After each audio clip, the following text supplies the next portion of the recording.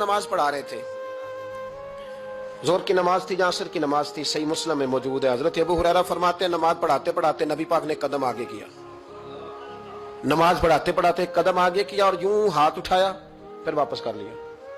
अब नमाज पढ़ के ना तो सलाम फेरा तो सहाबा अर्ज करने लगे या रसूल अल्लाह सल्लल्लाहु अलैहि वसल्लम, वो नमाज में पैर भी आगे किया तो हाथ भी उठाया, तो वजह क्या थी? पहला सवाल तो ये है कि आप लोग नमाज पढ़ रहे थे या हुजूर को देख रहे थे? तो सहाबा तो पहले ही बताते हैं कि भाई हम तो पहली साफ में नमाज इसलिए पढ़ते थे कि नमाज भी होती रहती थी और चुपके चुपके महबूब की दीद भी होती रहती थी। हुजूर से पूछा या रसूल अल्लाह, वो नमाज पढ़ते पढ़ते कदम आगे बढ़ाया आपने तो फिर पीछे कर लिया, क्या था? और हाथ उठाया तो फिर आपने नीचे कर लिया। तो नबी करीम फरमाने लगे नमाज पढ़ाते पढ़ाते जब मैंने कहा ना समी अल्लाहु लिमन हमीदा, अचानक मेरी नजर उठी तो जन्नत में चली गई।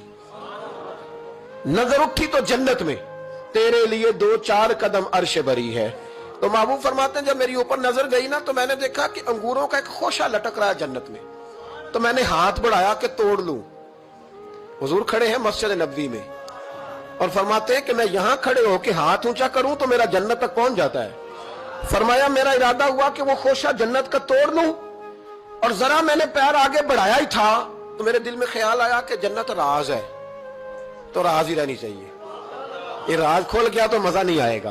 तो मैंने फिर वो हाथ वापस कर लिया। सहाबा कहते हैं जब नबी करीम ने ये बयान किया तो हमारे चेहरे ने तजस्सुस से खेल उठे, तजस्सुस से। हम कोई बात और भी सुनना चाहते थे तो महबूब फरमाने लगे अगर मैं वो खोशा तोड़ के ले आता और तुम्हें दे देता तुम कयामत तक भी खाते रहते तो तुमसे खत्म नहीं होना था।